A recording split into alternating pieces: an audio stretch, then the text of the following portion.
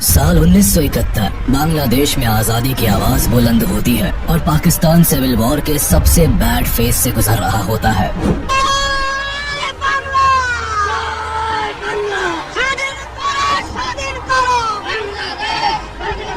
Pakistani army और Bangladeshi revolutionaries के बीच एक तरफ बड़ा घमासान जारी रहता है, वहीं दूसरी तरफ बांग्लादेश खुद को एक अलग देश घोषित कर चुका होता है। इसी बीच 3 दिसंबर 1971 को भारत के खिलाफ Pakistan operation Chengiz Khan launch कर देता है। पाकिस्तान एयरफोर्स इंडिया के कई एयरफील्ड्स पर बमबारी करना शुरू कर देती है और अब भारत भी इस जंग में शामिल हो जाता है और इसी के साथ शुरुआत होती है इंडिया पाकिस्तान वॉर ऑफ 1971 की। लेकिन भारत और पाकिस्तान के बीच ये वॉर होती ही क्यों है? पाकिस्तान के सिविल वॉर से भारत का क्या लेना देना होता है? और 1947 में पाकिस्तान का दामन थामने वाला ईस्ट पाकिस्तान आखिर क्यों आजादी की मांग पर उतर आता है? भारत का इस पूरे वॉर में क्या कंट्रीब्यूशन रहता है? कॉलोनियल टाइम से पहले इंडियन सब कॉन्टिनेंट में एक नहीं बल्कि कई किंगडम्स राज करते थे।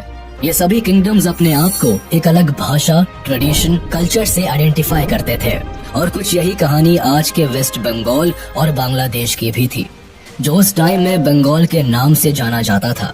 13th सेंचुरी से ही इस एरिया पर ज्यादातर मुस्लिम रूलर्स का रूल चलता था, लेकिन धर्म से ज्यादा यहाँ के लोग खुद को बंगाली भाषा, कल्चर और ट्रेडिशन से इंटीग्रेटेड महसूस करते थे। अलग अलग धर्म से होने के बाद भी यहाँ कम्युनिटीज में यूनिटी एग्जिस्ट करती थी। 1757 में बंगाल में ब्रिटिश राज आने के बाद कम्युनिटीज के बीच धर्म की खाई गहरी होती जाती है, लेकिन एक चीज जो हमेशा कॉमन रहती है वो है बंगाली एथनिसिटी।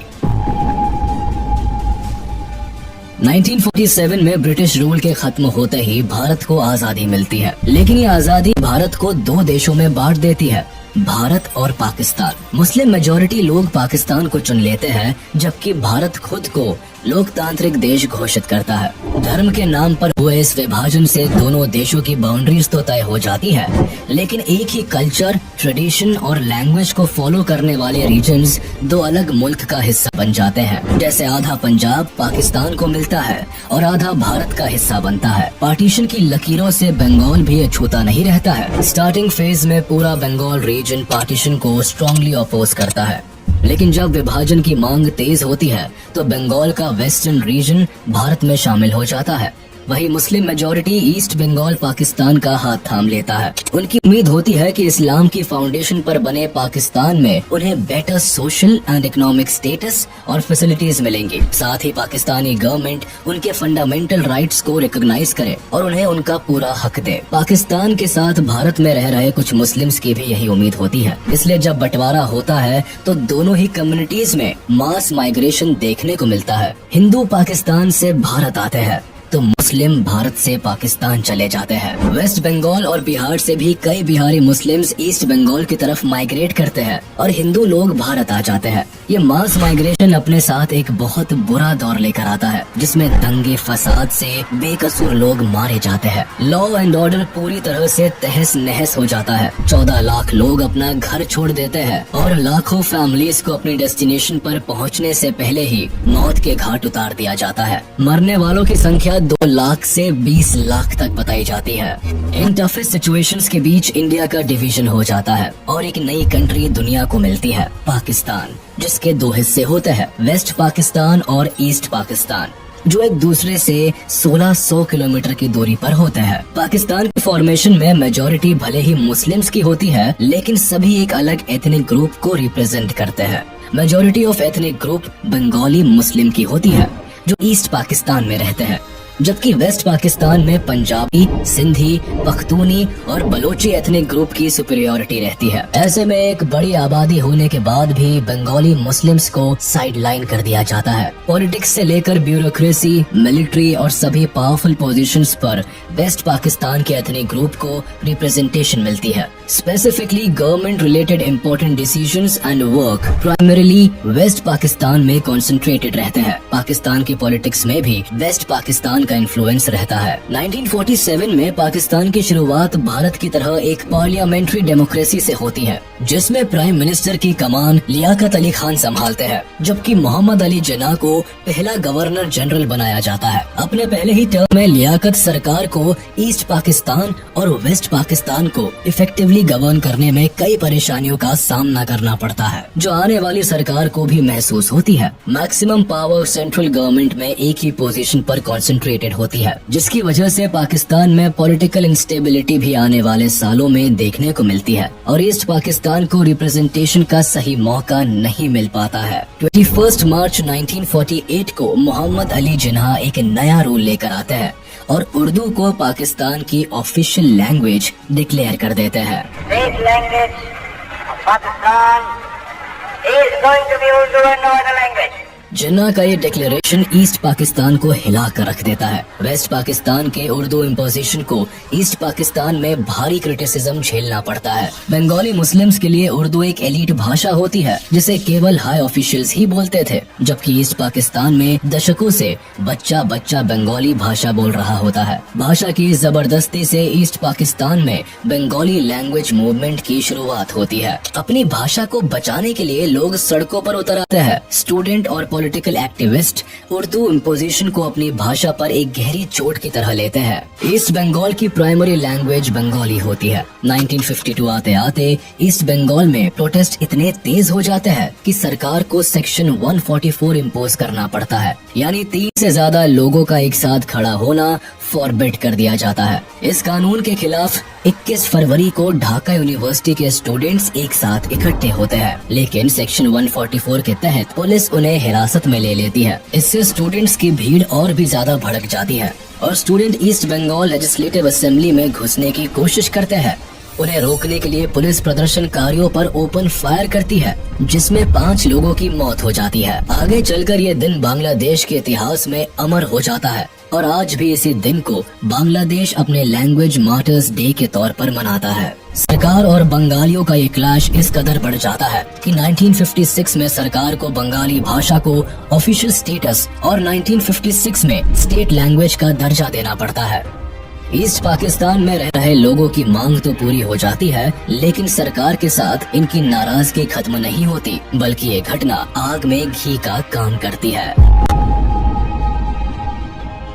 पाकिस्तान की फॉर्मेशन में मेजॉरिटी भले ही मुस्लिम्स की होती है, लेकिन सभी एक अलग एथनिक ग्रुप को रिप्रेजेंट करते हैं। पाकिस्तान में कई सरकारें बनती बिगड़ती है, कई बार मिलिट्री रूल भी देखने को मिलता है, लेकिन सरकार बनाने का मौका ईस्ट पाकिस्तान के लोगों के हाथ में कभी नहीं आता। उन्हें पॉलिटिकल रिप्रेजेंटेशन से तो दूर रखा ही जाता है, साथ ही ईस्ट पाकिस्तान के डेवलपमेंट पर भी ध्यान नहीं दिया जाता। 70% से भी ज्यादा नेशनल बजट वेस्ट पाकिस्तान के डेवलपमेंट पर लगाया जाता है, जबकि पाकिस्तान की आधी पॉपुलेशन ईस्ट पाकिस्तान में सेंटर्ड होती है। यही से पाकिस्तान को अपना 62% रेवेन्यू भी मिलता है। फिर भी इस हिस्से की ग्रोथ रेट 2.6% होती है, जबकि वेस्ट पाकिस्तान 4.4% की ग्रोथ से बढ़ता है। एक ही देश के दोनों हिस्सों में इस हद तक इकोनॉमिक डिस्क्रिमिनेशन होने से गवर्नमेंट और बंगाली लोगों के बीच की खाई गहरी होती चली जाती है। 1966 में मामला तब ज्यादा बिगड़ जाता है जब ईस्ट पाकिस्तान की अवामी लीग पार्टी सेंट्रल गवर्नमेंट के सामने इकोनॉमिक डेवलपमेंट को लेकर 6 पॉइंट की डिमांड उठाती है। पार्टी के लीडर शेख मुजीबुर रहमान इन डिमांड्स को पेश करते हैं, जिसमें साफ कहा जाता है कि ईस्ट पाकिस्तान को एक ग्रेटर ऑटोनॉमी बना दिया जाए। इसके रिसोर्सेज को यूज करने की पावर ईस्ट पाकिस्तान की सरकार के हाथ में दी जाए, यहाँ तक कि ईस्ट पाकिस्तान की अपनी एक अलग करेंसी हो, साथ ही वहाँ एक अलग रिजर्व बैंक स्टैब्लिश किया जाए। इसके अलावा ईस्ट पाकिस्तान को फॉरेन रिजर्व रखने की पावर भी दी जाए और इनके पास अपनी एक अलग डिफेंस फोर्स हो। अवामी लीग के डिमांड सत्ता में बैठी सरकार की जड़ें हिला देती है। इन पॉइंट से जाहिर होता है कि ईस्ट पाकिस्तान को इंडिपेंडेंट कंट्री बनाने की कोशिश की जा रही है। सरकार इन सभी पॉइंट्स को रिजेक्ट कर देती है और इन डिमांड्स को देश के खिलाफ बताती है। अवामी लीग भी इस फैसले से चुप नहीं बैठती और कंटिन्यूअस इस पर काम करती है। इसीलिए 1968 में सरकार अवामी लीग के लीडर शेख मुजीबुर रहमान और कई ऑफिशियल्स को देश के खिलाफ कॉन्स्पिरेसी रचने के इल्जाम में अरेस्ट कर लेती है। उस वक्त पाकिस्तान में जनरल अयूब खान की सरकार होती है। और वो इल्जाम लगाते हैं कि अवामी लीग अगरतला में भारत सरकार के साथ मिलकर एक आजाद देश बनाने की साजिश कर रही है। लेकिन उनके ये सभी चार्जेस ईस्ट पाकिस्तान में काम नहीं करते, क्योंकि तब तक शेख मुजीबुर अवाम के बीच एक पॉपुलर लीडर बन चुके होते हैं। ये बंगाली अवाम के लिए उनकी आवाज बन चुके होते हैं। लोग अपने सुनहरे भविष्य की उम्मीद अवामी लीग से लगा कर रखते हैं। इसीलिए जब शेख मुजीबुर के अरेस्ट की खबर ईस्ट पाकिस्तान की जनता को मिलती है तो लोग सड़कों पर उतर आते हैं, जगह जगह प्रोटेस्ट होने लगते हैं। लोगों में इस कदर गुस्सा भरा होता है कि सरकार को मजबूरन घुटने टेकने पड़ते हैं। 22 फेब 1969 को शेख मुजीबुर को रिहा कर दिया जाता है। लेकिन ईस्ट पाकिस्तान में प्रोटेस्ट इस कदर बढ़ जाते हैं कि जनरल आयूब खान को रिजाइन करना पड़ता है। इसके बाद प्रेसिडेंट का पद संभालते हैं जनरल याह्या खान, जो 1970 में पाकिस्तान में पहली बार जनरल इलेक्शन कराते हैं। Elections will take place. I have left this decision to the Chief Election Commissioner. Pakistani government इस गुमान में होती है कि majority of seats west Pakistan के पॉलिटिकल पार्टीज के हाथ आएगी। लेकिन जब रिजल्ट आता है तो पाकिस्तानी सरकार की नींव हिल जाती है। अवामी लीग को जनरल इलेक्शंस में भारी मतों से जीत मिलती है। 313 में से 167 सीट्स अवामी लीग को मिलती है। लेकिन वे सभी सीट्स ईस्ट पाकिस्तान में हासिल करते हैं, जबकि वेस्ट पाकिस्तान में एक भी सीट पर अवामी लीग की जीत नहीं होती। कुछ यही हाल वेस्ट पाकिस्तान की पाकिस्तान पीपल पार्टी का होता है, जिसे वेस्ट पाकिस्तान में 86 सीट्स मिलती है और ईस्ट पाकिस्तान में 0।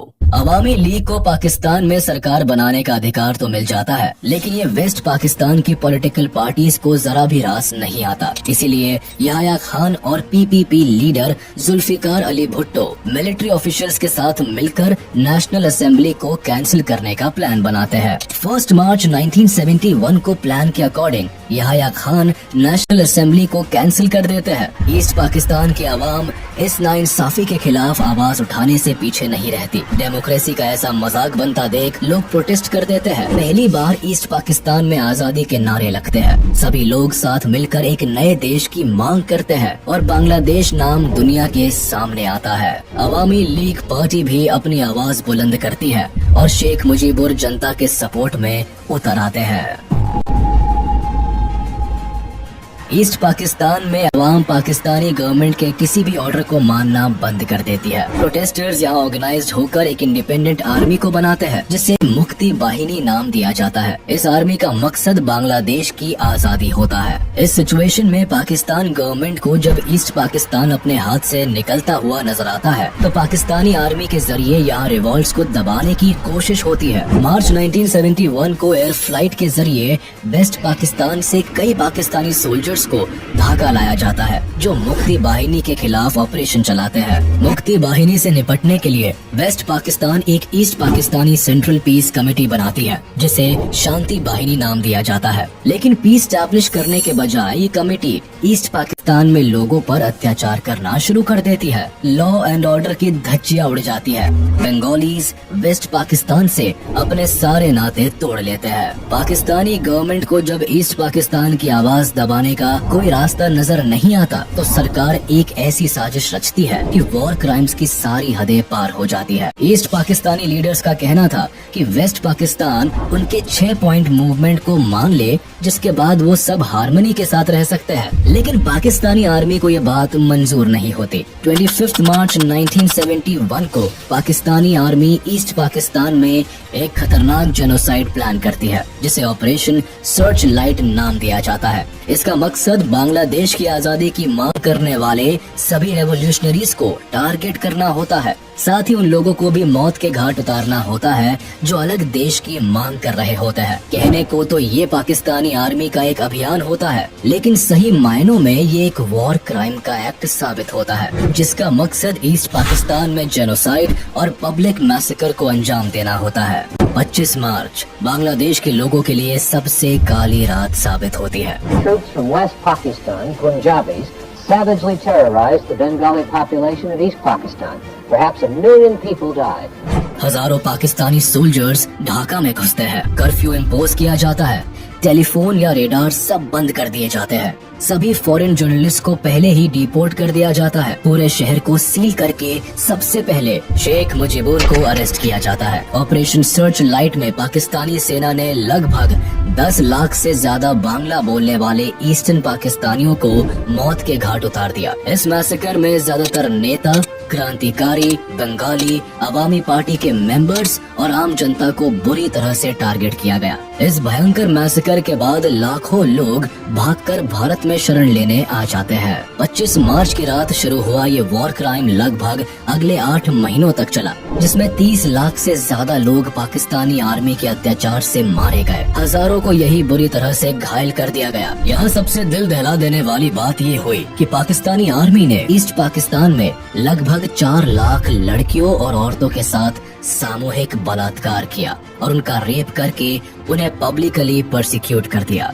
पाकिस्तानी आर्मी के इस तरह के शर्मनाक काम को जब यूएस प्रेसिडेंट तक पहुंचाया गया, तब भी यूएस ने इस जेनोसाइड को रोकने का कोई काम नहीं किया। उल्टा अपने एलाइज पाकिस्तान को वॉर में सपोर्ट करते रहे। और इससे पहले ही शेख मुजीबुर ईस्ट पाकिस्तान को इंडिपेंडेंट कंट्री घोषित कर देते हैं और इसे बांग्लादेश नाम देते हैं।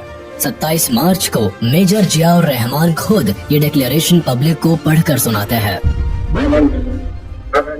State of Bangladesh, on behalf of our great national leader, the Supreme Commander of Bangladesh, Sheikh Mujibur Rahman, do hereby proclaim the independence of Bangladesh.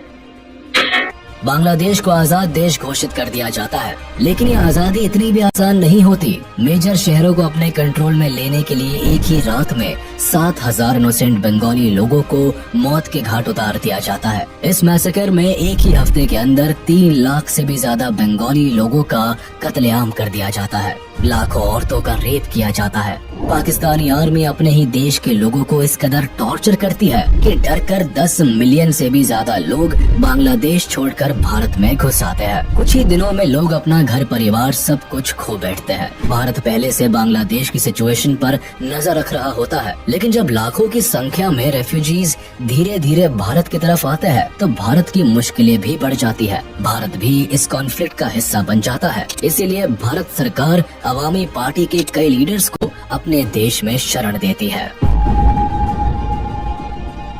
10 अप्रैल 1971 को अवामी लीडर्स कोलकाता में ही people republic of Bangladesh government को बनाते हैं। शेख मुजीबुर रहमान को बांग्लादेश का प्रेसिडेंट चुन लिया जाता है, जबकि तजुद्दीन अहमद को प्राइम मिनिस्टर बनाया जाता है। लेकिन भारत की असल समस्या 10 मिलियन रेफ्यूजीज को लेकर होती है। आखिर इतने बड़ी संख्या को सर्व करना भारत के लिए मुश्किल होता है। रेफ्यूजीज के आने जाने से भारत पर एक बड़ा इकोनॉमी बर्डन पड़ता है। साथ ही बांग्लादेश में चल रहा जेनोसाइड भी भारत सरकार के लिए कंसर्न बनता जा रहा था। इसीलिए इंदिरा गांधी फैसला लेती है कि बांग्लादेश की आजादी की इस लड़ाई में भारत भी शामिल होगा। 28 अप्रैल 1971 प्रधानमंत्री Indira Gandhi chief of army staff general Sam Manekshaw से बांग्लादेश की सिचुएशन डिस्कस करती है और उन्हें कहती है कि वो जंग की तैयारी करे। लेकिन मानेकशॉ वॉर चैलेंजेस को बताते हुए इतनी जल्दी वॉर पर जाने को अवॉइड करते हैं। वो बताते हैं कि मॉनसून के मंथ में बांग्लादेश में बाढ़ की स्थिति पैदा हो जाती है और ऐसी सिचुएशन में लड़कर जीत हासिल करना मुश्किल हो सकता है। इसीलिए वॉर का राइट टाइम नवंबर दिसंबर की विंटर्स रखा जाता है। प्रधानमंत्री जनरल्स को पूरी आजादी देती है कि वो जब चाहे तब ऑपरेशन स्टार्ट कर सकते हैं। हम हर तरह से मुक्ति वाहिनी की सहायता करेंगे, बांग्लादेश के लोगों की मदद करेंगे। इंडियन आर्मी अपने काम की शुरुआत मुक्ति वाहिनी को ट्रेनिंग देने से शुरू करती है। सैम मानेकशॉ की लीडरशिप में इंडियन आर्मी मुक्ति वाहिनी को गुरिल्ला वॉरफेयर के लिए ट्रेन करती है। उन्हें हर एक टैक्टिक और स्ट्रेटेजी सिखाई जाती है जिससे वो पाकिस्तानी आर्मी पर भारी पड़ सके। साथ ही भारत की तरफ से वेपन्स की सप्लाई भी मुक्ति वाहिनी को दी जाती है। भारत अब तक इनडायरेक्टली ही इस युद्ध का हिस्सा होता है। रियलिटी में पाकिस्तान और भारत के बीच अब तक कोई क्लैश नहीं होता। 3 दिसंबर 1971 को सिचुएशन तब बदल जाती है जब पाकिस्तान ऑपरेशन चंगेज खान को लॉन्च कर देता है और ये उसकी सबसे बड़ी भूल साबित होती है। वो भारत के 11 एयरफील्ड्स को निशाना बनाता है। अमृतसर, आगरा, पठानकोट, जोधपुर, श्रीनगर, अंबाला जैसे 11 एयरफील्ड्स को टारगेट किया जाता है। रेडार स्टेशन को डिस्ट्रॉय करने की कोशिश की जाती है। पाकिस्तान की तरफ से जंग का बिगुल बज चुका होता है और उसी शाम इंदिरा गांधी भी रेडियो मैसेज देकर जनता को इसकी जानकारी देती है। कुछ ही घंटे पहले करीब 5:30 बजे शाम के 3 दिसंबर पाकिस्तान ने हमारे ऊपर एक हमला किया।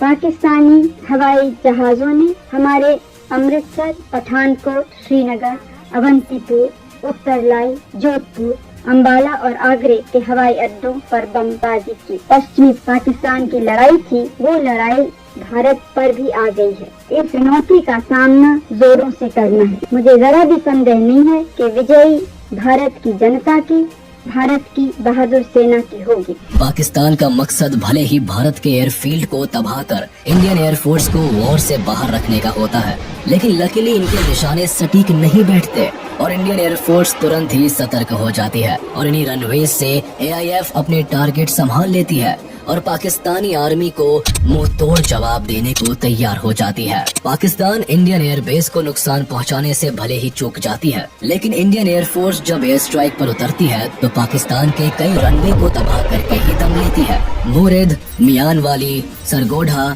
चांडलर, रिसलवाला वेस्ट पाकिस्तान के कुछ जरूरी एयर बेसेस होते हैं जिन्हें इंडियन एयरफोर्स बुरी तरह डैमेज कर देती है। वेस्ट पाकिस्तान के रनवेज की हालत इतनी खराब हो जाती है कि कई दिनों तक वो वॉर के लिए कुछ एयर बेसिस को यूज नहीं कर पाते। कुछ यही हाल इंडियन आर्मी ईस्ट पाकिस्तान के एयर बेसिस का भी करती है, जहां 2 दिन के अंदर ही चिट्टागोंग, जेसोर और कुर्मितोला एयर बेसिस को तबाह कर देती है। 4 दिसंबर को इंडियन नेवी भी पाकिस्तानी नेवल आर्मी को मुंह तोड़ जवाब देने से बाज नहीं आती। इंडियन नेवी को जानकारी होती है कि कराची पोर्ट पाकिस्तान नेवी का सबसे बड़ा हेडक्वार्टर होता है। ये पोर्ट पाकिस्तान के मैरीटाइम ट्रेड के लिए भी सबसे इम्पोर्टेंट है। इसे नुकसान हुआ तो पाकिस्तान की इकोनॉमी क्रैश कर सकती है।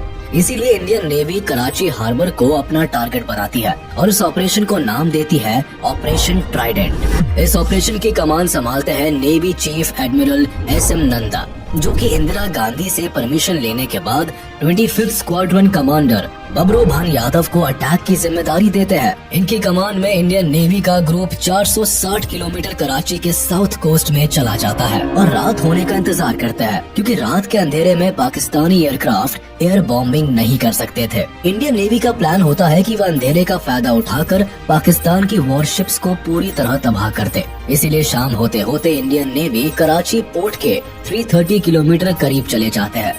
इनके पास INS Veer, INS Nirghat and INS Nipat जैसी मिसाइल बोट्स और 2 anti submarine corvettes INS Kiltan और INS कच्चल होती है। सभी वॉरशिप्स भारी मिसाइल से लैस होती है। रात को जब पाकिस्तानी नेवी को अंदाजा भी नहीं होता कि वह बड़े हमले का शिकार होने वाले हैं, तभी इंडियन वॉरशिप्स कराची से 130 किलोमीटर की दूरी से ही पाकिस्तानी वॉरशिप का पता लगा लेती है।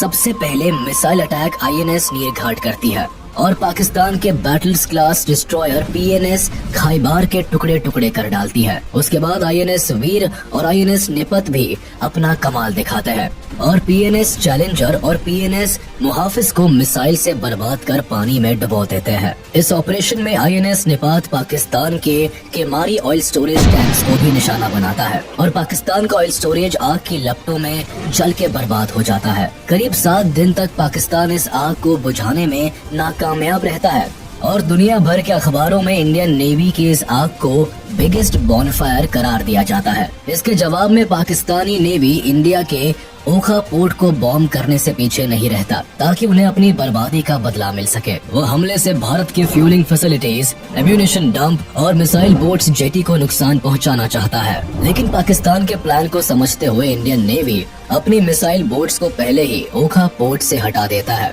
और यहाँ भी पाकिस्तान के हाथ केवल हार ही आती है। इंडियन नेवी का ये पहला ऑपरेशन होता है जिसमें एंटी मिसाइल्स का इस्तेमाल किया जाता है और आज के दिन इस दिवस को इंडियन नेवी डे के रूप में मनाया जाता है। इसके अलावा पाकिस्तानी नेवी को इस वॉर में सबसे ज्यादा डर INS विक्रांत का भी होता है। उन्हें ये जानकारी होती है कि INS विक्रांत जंग की तस्वीर पलट कर रख सकता है, क्योंकि INS विक्रांत शान से बे ऑफ बंगाल के रास्ते ईस्ट पाकिस्तान पर एयरफोर्स को कैरी किए हुए ऑलरेडी एक्टिव था। इसलिए पाकिस्तानी आर्मी इसे बर्बाद करने के लिए PNS गाजी को इस रूट में भेजती है। लेकिन मामला उल्टा पड़ जाता है। नेवल सबमरीन PNS गाजी कराची से बे ऑफ बंगाल की तरफ आती है, लेकिन इसके पहले वो अपने प्लान को एक्टिवेट कर पाता, इंडियन नेवी की डिफेंस फोर्स को इस साजिश की खबर लग जाती है। भारत भी चौकन्ना हो जाता है। यहाँ PNS गाजी को चकमा देने के लिए विशाखापट्टनम पर INS राजपूत को एक्टिव कर दिया जाता है और ऐसा जताया जाता है कि विशाखापट्टनम पोर्ट पर INS विक्रांत खड़ा है। पाकिस्तानी नेवी को गुमराह करने के लिए INS विक्रांत के कॉल साइन का यूज किया जाता है। साथ ही INS राजपूत से भी सिग्नल्स भेजे जाते हैं। अपने मिशन को अंजाम देने के लिए PNS गाजी जैसे ही विशाखापट्टनम पोर्ट पर पहुंचता है, तभी INS राजपूत 2 डेप्थ चार्जर्स से PNS गाजी सबमरीन पर हमला करता है। PNS गाजी इस पूरे मामले को समझता और रिट्रीट करता। तब तक INS राजपूत ने हमले शुरू कर दिए और इस तरह PNS गाजी पाकिस्तान के मंसूबों के साथ ही डूब जाता है। 4 दिसंबर की रात को पाकिस्तान राजस्थान के लोंगेवाला पोस्ट से भारत पर हमला करता है। उन्हें खुफिया जानकारी होती है कि यहाँ इंडियन सोल्जर्स की संख्या कम है। बस इसी का फायदा उठाकर वह भारत में दाखिल होने और रामगढ़ जैसलमेर होते हुए दिल्ली पहुँचने की साजिश रचता है। इस साजिश के तहत पाकिस्तान 2000 जवानों के साथ 59 टैंक्स और एक मोबाइल इन्फेंट्री ब्रिगेड को लेकर लोंगेवाला पोस्ट पर हमला कर देते हैं।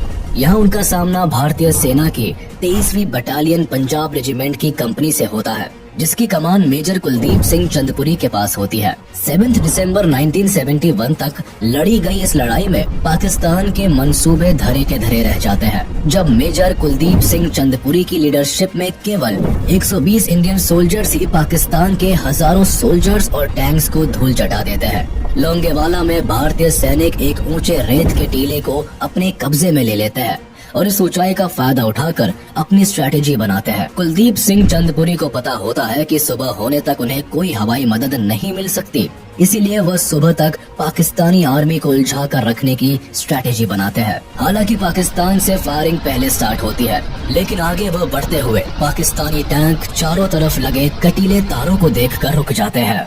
इन वायर्स को वो लैंड माइन्स का सिंबल समझकर एक जरूरी वक्त तारों को हटाने और अपने कंफ्यूजन को क्लियर करने में गुजार देते हैं। फिर जैसे ही पाकिस्तानी टैंक्स आगे बढ़ते हैं, वो रेगिस्तान की रेत में फंस जाते हैं।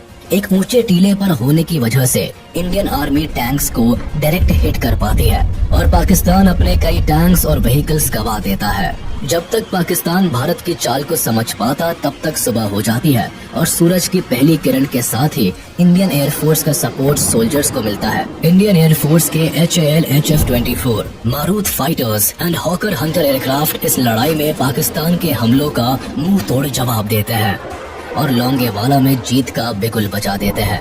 इस हार से पाकिस्तान को बहुत बड़ा झटका लगता है। वह अपने कई सैनिक और आर्म्ड व्हीकल खो देता है। लोंगेवाला का ये एयर ग्राउंड ऑपरेशन भारत का बड़ा सक्सेसफुल ऑपरेशन साबित होता है, लेकिन पाकिस्तान के लिए ये एक बहुत बड़ी हार बन जाती है। 1971 के इस वॉर में भारत ने पाकिस्तान से लगभग 3600 स्क्वायर किलोमीटर का हिस्सा छीन लिया। पाकिस्तान से निपटने के लिए भारत की मिलिट्री पावर और स्ट्रेटेजी पाकिस्तान से कहीं ज्यादा बेहतर होती है। भारत के जनरल वेस्ट पाकिस्तान में एक डिफेंसिव वॉर स्ट्रेटेजी का इस्तेमाल करते हैं, यानी वेस्ट हिस्से में अटैक के बजाय मिलिट्री डिफेंस पर वर्क करती है, जबकि ईस्ट पाकिस्तान में Indian military aggressively attack strategy का इस्तेमाल करती है। सोल्जर्स को लड़ने के लिए फील्ड पर भेजा जाता है और इंडियन आर्मी पाकिस्तानी सोल्जर्स पर भारी पड़ती है। इंडियन डिफेंस की नेवी, एयर और मिलिट्री का कोऑर्डिनेटेड अटैक पाकिस्तान के होश उड़ा देता है। ऑपरेशन ट्राइडेंट में मिली अपार सफलता के बाद एक तरफ जहां कराची पोर्ट पर सिक्योरिटी बढ़ा दी जाती है, वहीं पाकिस्तान को समंदर में इंडियन शिप्स की एक बड़ी प्रेजेंस की खबर लग जाती है। उन्हें लगता है कि भारत फिर एक बड़े हमले की तैयारी कर रहा है, इसीलिए पाकिस्तानी वॉरशिप्स मर्चेंट शिपिंग के साथ मिलकर इंडियन नेवी को मात देने का प्लान बनाते हैं। अब इसी प्लान को फेल करने के लिए इंडियन नेवी एक फॉलो अप प्लान बनाती है, जिसका कोड नेम ऑपरेशन पायथन दिया जाता है। 8 दिसंबर को पाकिस्तान की चालों को नाकाम करने के लिए भारत की मिसाइल बोट्स INS विनाश, INS तलवार और INS त्रिशूल को कराची के साउथ में मनोरा पेनिनसुला की तरफ भेजा जाता है। इस दौरान ये मिसाइल बोट्स न केवल पाकिस्तानी पेट्रोल वेसल को टारगेट करते हैं, बल्कि 11 बजे के करीब INS विनाश अपनी 4 मिसाइल से केमारी ऑयल फार्म को टारगेट करता है। इस अटैक से पाकिस्तान का बचा कुचा केमारी ऑयल स्टोरेज भी तबाह हो जाता है। साथ ही Panamanian fuel tanker SS gulf star को भी भारी नुकसान पहुंचता है। INS विनाश पाकिस्तान के नेवी फ्लीट टैंकर PNS डक्का को बुरी तरह ध्वस्त कर देता है। इस हमले से कराची की 50% ऑयल रिक्वायरमेंट धुआं हो जाती है। पाकिस्तान की अर्थव्यवस्था को एक बड़ा झटका लगता है और एक ही रात में पाकिस्तान को लगभग $3 बिलियन का नुकसान उठाना पड़ता है। इस अटैक में भारतीय नेवी को तो कोई नुकसान नहीं पहुंचता, लेकिन पाकिस्तान को केवल आसमान ही नहीं बल्कि समंदर से भी एक बड़ी हार का सामना करना पड़ता है। वॉर में अपनी डूबती नैया को किनारे लगाने के लिए पाकिस्तान UN के पास पहुंचता है और अपील करता है कि भारत को इस वॉर से बाहर रहने के लिए कहा जाए। 4 दिसंबर को जहां एक तरफ पाकिस्तान भारत पर अटैक करता है, वहीं साइमल्टेनियसली यूनाइटेड नेशंस की सिक्योरिटी काउंसिल असेंबल होती है। एक लंबे डिस्कशन में अमेरिका सीधे पाकिस्तान के समर्थन में कूद जाता है। US, चाइना और UK मिलकर भारत को सीज फायर करने के लिए कहते हैं और दबाव बनाया जाता है कि भारत अपनी आर्मी को बांग्लादेश से वापस बुला ले। लेकिन यहाँ भारत के समर्थन में सोवियत यूनियन आगे आता है और 2 बार इस रेजोल्यूशन को वीटो कर देता है। इसकी वजह 9 अगस्त 1971 में भारत और सोवियत यूनियन के बीच साइन हुई पीस एंड फ्रेंडशिप ट्रीटी भी होती है, जो भारत और सोवियत यूनियन के बीच दोस्ती की नींव रखती है। और इस दोस्ती को गहरा होने का मौका तब मिलता है जब बांग्लादेश लिबरेशन वॉर में सोवियत यूनियन न केवल पॉलिटिकली बल्कि मिलिट्री पावर से भी भारत की मदद करता है। इंडिया ने बांग्लादेश को एक इंडिपेंडेंट कंट्री मान लिया। इसी दिन भूटान भी विश्व का पहला देश बना जिसने बांग्लादेश को ऑफिशियली एक इंडिपेंडेंट कंट्री के तौर पर एक्सेप्ट कर लिया। 8 दिसंबर 1971 को जब अमेरिका की इंटेलिजेंस को ये रिपोर्ट मिलती है कि भारत ईस्ट पाकिस्तान में एक ऑफेंसिव अटैक प्लान कर रहा है, तब US पाकिस्तान के समर्थन में अपनी 7th fleet task force bay of Bengal की तरफ भेज देता है। US का ये 7वां बेड़ा दुनिया का सबसे बड़ा एयरक्राफ्ट कैरियर होता है, जिसका वजन 75,000 टन के करीब होता है। करीब 70 फाइटर एयरक्राफ्ट को कैरी करने वाला ये शिप न्यूक्लियर पावर्ड से लेस होता है। जाहिर था कि भारत की नेवल पावर से ये कहीं ज्यादा ताकतवर होता है और उसके सामने भारत के INS विक्रांत की फाइटर एयरक्राफ्ट की क्षमता केवल 20 एयरक्राफ्ट की होती है। पाकिस्तान को अब ये वॉर अपने हक में दिखाई देने लगती है। उसे लगता है कि अमेरिका के समर्थन से उसकी जीत पक्की है। वहीं भारत पर प्रेशर होता है कि अमेरिका की नेवल शिप से उलझने के बजाय पीछे हट जाए। सिचुएशन यहाँ हाथ से निकलती दिखाई देती है, क्योंकि UK भी पाकिस्तान के समर्थन में HMS ईगल को अरेबियन सी में उतारता है। इनकी साजिश भारत की नेवल शिप को एक पिंसर अटैक में फंसाने की होती है। भारत इस सिचुएशन से निकलने के लिए सोवियत को SOS भेजता है और इंडो सोवियत सिक्योरिटी ट्रीटी को एक्टिवेट करने के लिए कहता है, जिसके तहत किसी भी आउटसाइड अटैक होने पर सोवियत यूनियन भारत को प्रोटेक्ट करने के लिए बाध्य है। मैसेज मिलते ही ब्रिटिश अमेरिकन थ्रेट को काउंटर करने के लिए सोवियत जल्द ही कमांडर एडमिरल व्लादिमीर क्रुगलियाकोव के अंदर अपने 10th ऑपरेटिव बैटल ग्रुप को भारत की मदद के लिए भेजते हैं। सोवियत का ये पैसिफिक बेड़ा nuclear armed ships, atomic submarines और मिसाइल से लेस होता है और समंदर में ब्रिटिश और अमेरिकन बेड़े को काउंटर करने के लिए उन्हें अपने टारगेट रेंज में ले आते हैं। जिससे पहले UK और अमेरिका बे ऑफ बंगाल में एंटर कर पाए, उससे पहले ही रशियन शिप्स ब्रिटेन और अमेरिकन शिप्स को अपनी मौजूदगी का एहसास करा देती है। इसीलिए ब्रिटिश शिप्स मेडागास्कर की तरफ निकल जाती है, जबकि US नेवी भी अपनी टास्क फोर्स को पीछे ले लेती है। सोवियत का साथ मिलते ही भारत की एयर, नेवी और लैंड मिलिट्री डिफेंस एक साथ मिलकर पाकिस्तानी आर्मी को घुटने टेकने पर मजबूर कर देती है। ईस्ट पाकिस्तान में पाकिस्तानी आर्मी की एयर सप्लाईज कट ऑफ कर दी जाती है। नेवल रूट्स को इंडियन नेवी ब्लॉक कर देती है और जमीन पर मुक्ति बाहिनी पाकिस्तान आर्मी की जान की दुश्मन बन जाती है। 12 दिसंबर आते आते इंडिया पाकिस्तान वॉर में पाकिस्तान एक बड़ी हार के सामने खड़ा होता है। इनकी सेना को बुरी तरह खदेड़ दिया जाता है। वेस्ट पाकिस्तान का लगभग 13,000 किलोमीटर वर्ग इलाका अब भारत के कंट्रोल में होता है और पाकिस्तानी सोल्जर्स के पास बचने का कोई रास्ता नहीं होता है।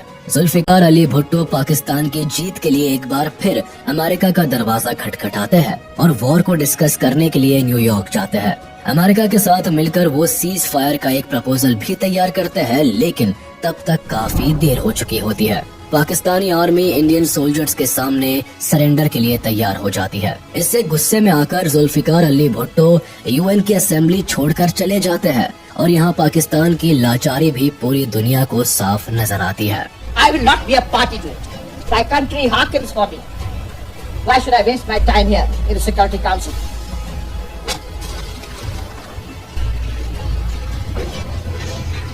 Major general JFR Jacob lieutenant general AAK Niazi के सामने इंस्ट्रूमेंट ऑफ सरेंडर का प्रपोजल रखते हैं तो लेफ्टिनेंट जनरल AAK नियाजी इसे साइन करने से इनकार कर देते हैं, लेकिन मेजर जनरल जेकब उन्हें ये कहकर 30 मिनट का सोचने का समय देते हैं कि अगर इंस्ट्रूमेंट साइन नहीं हुआ तो पाकिस्तानी आर्मी के 1 लाख से भी ज्यादा सोल्जर्स की मौत के जिम्मेदार वो होंगे और मुक्ति वाहिनी को रोकने के लिए भारत आगे नहीं आएगा। 16 दिसंबर 1971 को ढाका में पाकिस्तानी आर्मी के 93,000 सोल्जर्स इंडियन आर्मी के सामने सरेंडर कर देते हैं। सभी अपनी बंदूक इंडियन आर्मी के सामने झुका देते हैं। वर्ल्ड वॉर 2 के बाद ये दुनिया का सबसे बड़ा सरेंडर होता है, जहां लगभग 1 लाख से ज्यादा सोल्जर्स इंडियन आर्मी के सामने सर झुकाए खड़े होते हैं। लेफ्टिनेंट जनरल AAK नियाजी बिना किसी रेजिस्टेंस के इंस्ट्रूमेंट ऑफ सरेंडर को साइन कर देते हैं। उनके चेहरे पर शर्म और लाचारी साफ झलकती दिखाई देती है और वो इस पूरी घटना के दौरान